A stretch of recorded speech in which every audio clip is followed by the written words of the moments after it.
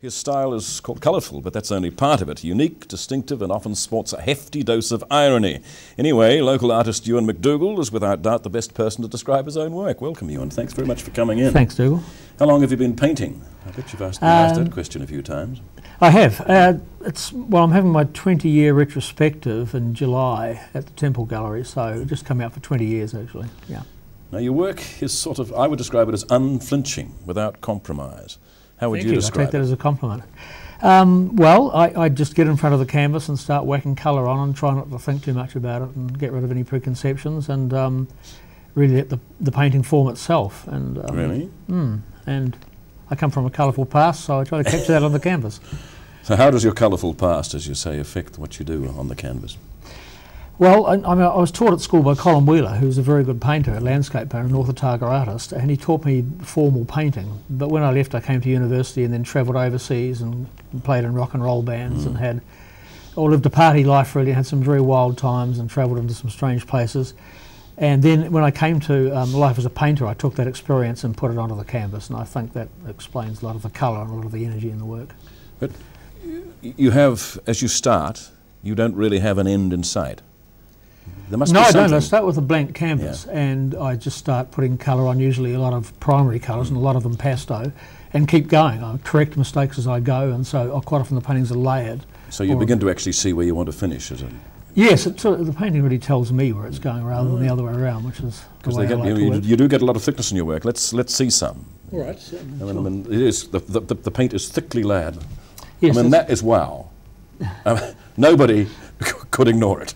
Thank you. Well, I'll take that as a great compliment too. I've used a lot of paint just directly out of the tube. That's why it's so thick. So it's squeezed on the way that you might squeeze a toothpaste tube onto a brush and just wrapped on.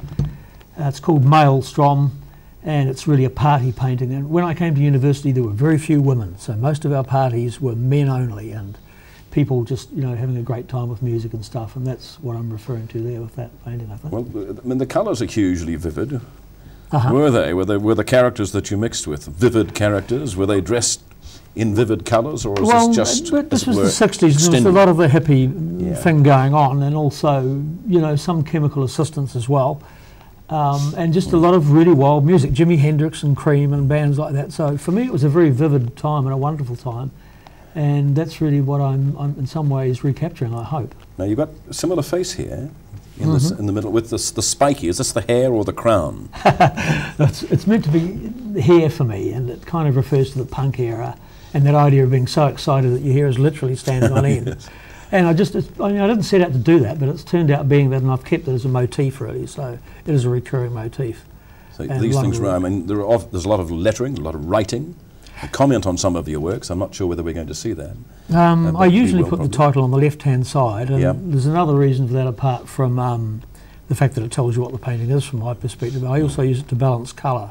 So if there's a lot of reds in the top right-hand corner of a painting, I'll have some strong red lettering to balance it off. So I'm conscious of colour balance. This is called Icarus with Flaming Dancers. And I won't talk too much about it, although I love Arthur Boyd, and he did it wonderfully. I was about to say, it's exactly what it gives me. Does it? This is now the Boyd. There's the sort of great expanse of Australian desert. Yes. And these Boyd-like figures in there, although not as precise. And I don't mean that as a criticism. You've splashed more than Boyd might. Yes, although the one that he has in the Dunedin Public Art Gallery is quite impastoed and fairly loose as well. But I did spend time in the Australian desert, and I think that filters into the work as well. This is quite different. Oh, thank you. This is TV is Real. And it's about reality television, which I hated originally. It is now that you're on it, my son. But I love television. I mean, I love Wilbur on cow television.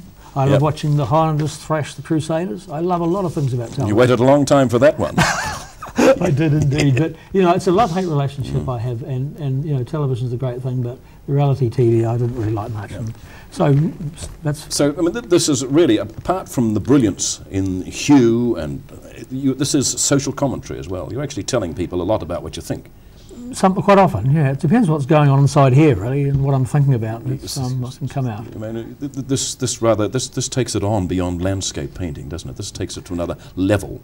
A landscape painter can depict the landscape with a little bit of that person in it. Yes, but you. Well, I'm an expressionist, so means I am speaking about what's going inside me, and outside events can't help. Well, for example, this painting here, which is which the title's completely escaped me now, but it's a war painting, and it was painted when I was listening to national radio, and they were talking about the genocide in Rwanda, and it was absolutely horrific, and I felt so angry that I just went for it. And you've done it, haven't you? Well, There's a lot of pain in that painting. Yes, they're not all happy, joy. I think people make that mistake and think that it's all light. There's a mixture of dark and light, and that's probably life, actually. Well, we could go on and look at some more, but I'm afraid our time has run out, and it's been great to meet you, and thank you for talking about yourself so freely. Thank you very much, Dougal. It's been a pleasure.